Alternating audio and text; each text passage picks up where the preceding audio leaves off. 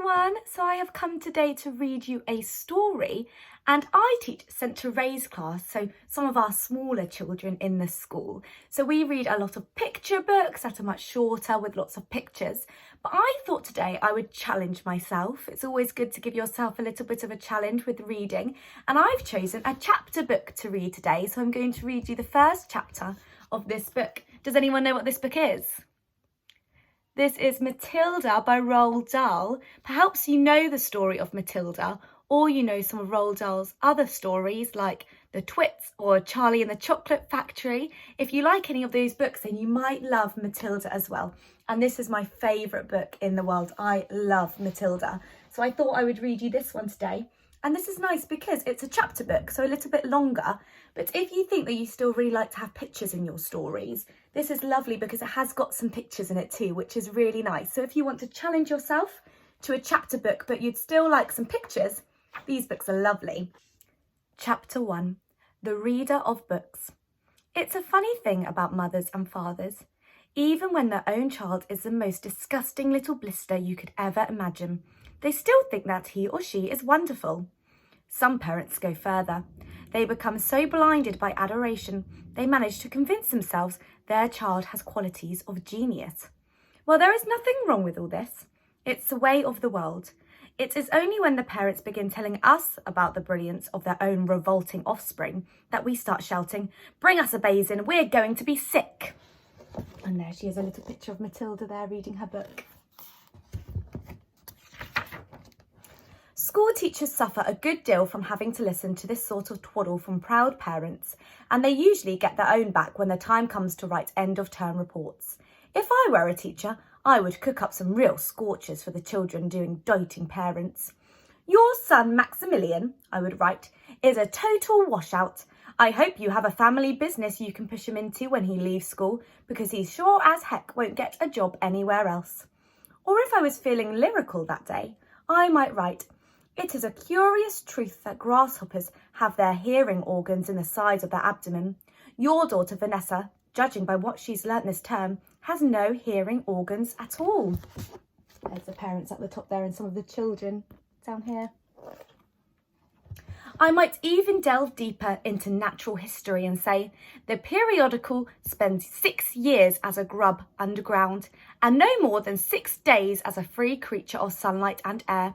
Your son Wilfred has spent 6 years as a grub in this school, and we are still waiting for him to emerge from the chrysalis. A particularly poisonous little girl might sting me into saying, Fiona has the same glacial beauty as an iceberg, but unlike the iceberg, she has absolutely nothing below the surface. I think I might enjoy writing end-of-term reports for the stinkers in my class, but enough of that, we have to get on. Occasionally, one comes across a parent who takes the opposite line, who show no interest at all in their children, and these, of course, are far worse than doting ones. Mr. and Mrs. Wormwood were 2 such parents. They had a son called Michael and a daughter called Matilda, and the parents looked upon Matilda in particular as nothing more than a scab. A scab is something you have to put up with until the time comes when you can pick it off and flick it away. Mr. and Mrs. Wormwood looked forward enormously to the time when they could pick their little daughter off and flick her away, preferably into the next county or even further than that. It is bad enough when parents treat ordinary children as though they were scabs and bunions, but it becomes somehow a lot worse when the child in question is extraordinary. And by that I mean sensitive and brilliant. Matilda was both of these things, but above all she was brilliant. Her mind was so nimble and she was so quick to learn that her ability should have been obvious even to the most half-witted of parents. But Mr. and Mrs. Wormwood were both gormless and so wrapped up in their own silly little lives that they failed to notice anything unusual about their daughter. To tell the truth, I doubt they would have noticed had she crawled into their house with a broken leg. Matilda's brother Michael was a perfectly normal boy, but the sister, as I said, was something to make your eyes pop. By the age of 1.5, her speech was perfect and she knew as many words as most grown-ups. The parents, instead of applauding her, called her a noisy chatterbox and told her sharply that small girls should be seen and not heard. By the time she was 3, Matilda had taught herself to read by studying newspapers and magazines that lay around the house. At the age of 4, she could read fast and well, and she naturally began hankering after books. The only book in the whole of this enlightened household was something called Easy Cooking, belonging to her mother. And when she had read this from cover to cover and had learnt all the recipes by heart, she decided she wanted something more interesting. There she is, reading the cooking book, and she read the whole book, so she wants something more interesting. "Daddy," she says, "do you think you could buy me a book?" "A book?" he said. "What do you want a book for?" "To read, Daddy." "What's wrong with the telly, for sake? We've got a lovely telly with a 12-inch screen, and now you come asking for a book. You're getting spoiled, my girl." Nearly every weekday afternoon, Matilda was left alone in her house. Her brother, 5 years older than her, went to school. Her father went to work, and her mother went out playing bingo in a town 8 miles away. Mrs. Wormwood was hooked on bingo and played it 5 afternoons a week. On the afternoon of the day when her father had refused to buy her a book, Matilda set out all by herself to walk to the public library in the village. When she arrived, she introduced herself to the librarian, Mrs. Phelps. She asked if she might sit a while and read a book. Mrs. Phelps, slightly taken aback at the arrival of such a tiny girl unaccompanied by a parent, nevertheless told her she was very welcome. "Where are the children's books, please?" Matilda asked. "They're over there on the lower shelves," Mrs. Phelps told her. "Would you like me to help you find a nice one with lots of pictures in it?" "No, thank you," said Matilda. "I'm sure I can manage." From then on, every afternoon, as soon as she saw her mother had left for bingo, Matilda would toddle down to the library. The walk took only 10 minutes, and this allowed her 2 glorious hours of sitting quietly by herself in a cosy corner, devouring one book after the other. When she had read every single children's book in the place, she started wandering around in search of something else. Mrs. Phelps, who had been watching her with fascination for the past few weeks, now got up from her desk and went over to her. "Can I help you, Matilda?" she asked. "I'm wondering what to read next," Matilda said. "I've finished all the children's books." "You mean you've looked at the pictures?" "Yes, but I've read the books as well." Mrs. Phelps looked down at Matilda from her great height, and Matilda looked right back up at her. "I thought some were very poor," Matilda said, "but others were lovely. I liked the Secret Garden Festival. It was full of mystery. The mystery of the room behind the closed door, and the mystery of the garden behind the big wall." Mrs. Phelps was stunned. "Exactly how old are you, Matilda?" she asked. 4 years and 3 months, Matilda said. Mrs. Phelps was more stunned than ever, but she had the sense not to show it. "What sort of book would you like to read next?" she asked. Matilda said, "I would really like a good one that grown-ups read, a famous one. I don't know any names."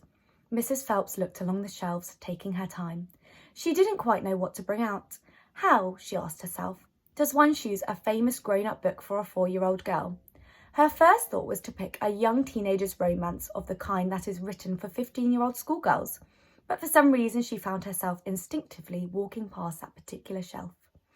"Try this," she said at last. "It's very famous and very good. If it's too long for you, just let me know and I'll find something shorter and a bit easier." Great Expectations, Matilda read, by Charles Dickens. I'd love to try it. I must be mad, Mrs. Phelps told herself, but to Matilda she said, "Of course you may try it." Over the next few afternoons, Mrs. Phelps could hardly take her eyes from the small girl sitting for hour after hour in the big armchair at the far end of the room with a book in her lap.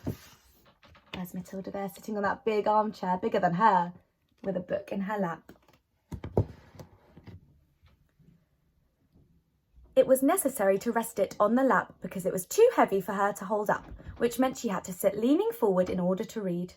And a strange sight it was, this tiny dark-haired person sitting there with her feet nowhere near touching the floor, totally absorbed in the wonderful adventures of Pip and Miss Havisham and her cobwebbed house and the spell of magic that Dickens, the great storyteller, had woven with his words. The only movement from the reader was the lifting of the hand every now and then to turn over a page, and Mrs. Phelps always felt sad when the time came for her to cross the floor and say, "It's 10 to 5, Matilda." During the first week of Matilda's visits, Mrs. Phelps said to her, "Does your mother walk down here every day and take you home?" "My mother says she goes to Aylesbury every afternoon to play bingo," Matilda said. "She doesn't know I come here." "But that's surely not right," Mrs. Phelps said. I think you'd better ask her. I'd rather not, said Matilda. She doesn't encourage reading books, nor does my father. But what do they expect you to do every afternoon in an empty house? Just mooch around and watch the telly. I see. She doesn't really care what I do, Matilda said a little sadly. Mrs. Phelps was concerned about her child's safety on the walk through a fairly busy village high street and the crossing of the road, but she decided not to interfere. Within a week, Matilda had finished Great Expectations, which in that edition contained 411 pages. I loved it, she said to Mrs. Phelps. Has Mr. Dickens written any others? A great number, said the astounded Mrs. Phelps. Shall I choose you another? Over the next 6 months, under Mrs. Phelps' watchful and compassionate eye, Matilda read the following books: Nicholas Nickleby by Charles Dickens, Oliver Twist by Charles Dickens, Jane Eyre by Charlotte Bronte, Pride and Prejudice by Jane Austen. It was a formidable list, and by now Mrs. Phelps was filled with wonder and excitement. But it was probably a good thing that she did not allow herself to be completely carried away by it all. Almost anyone else witnessing the achievements of this small child would have been tempted to make a great fuss and shout the news all over the village and beyond. But not so Mrs. Phelps. She was someone who minded her own business and had long since discovered it was seldom worthwhile to interfere with other people's children. Mr. Hemingway says a lot of things I don't understand, Matilda said to her, especially about men and women, but I loved it all the same. The way he tells it, I feel like I'm right there on the spot, watching it all happen. A fine writer will always make you feel that, Mrs. Phelps said. And don't worry about the bits you don't understand. Sit back and allow the words to wash around you, like music. I will. Do you know, Mrs. Phelps said, that public libraries like this allow you to borrow books and take them home? I didn't know that, Matilda said. Could I do it? Of course, Mrs. Phelps said. When you have chosen the book you want, bring it to me so I can make a note of it, and it's yours for 2 weeks. You can take more than one if you wish. From then on, Matilda would visit the library only once a week in order to take out new books and return old ones. Her own small bedroom now became her reading room, and there she would sit and read most afternoons, often with a mug of hot chocolate beside her. She was not quite tall enough to reach things around the kitchen, but she kept a small box in the outhouse, which she brought in and stood on in order to get whatever she wanted. Mostly it was hot chocolate she made, warming the milk in a saucepan on the stove before mixing it. Occasionally she made Broville or Ovaltine. It was pleasant to take a hot drink up to her room and have it beside her as she sat in her silent room reading in the empty house on afternoons. The books transported her into new worlds and introduced her to amazing people who lived exciting lives. She went on olden day sailing ships with Joseph Conrad. She went to Africa with Ernest Hemingway and to India with Rudyard Kipling. She travelled all over the world while sitting in her little room in an English village. And there she is, reading in her room, getting taken to all these different places in the book. So that is the end of chapter 1 of Matilda. But if you enjoyed this story, you can read this book, Matilda, yourself, and maybe you'll enjoy it as much as I do. So thank you for listening to the first chapter of Matilda, and I will see you all at school. Bye!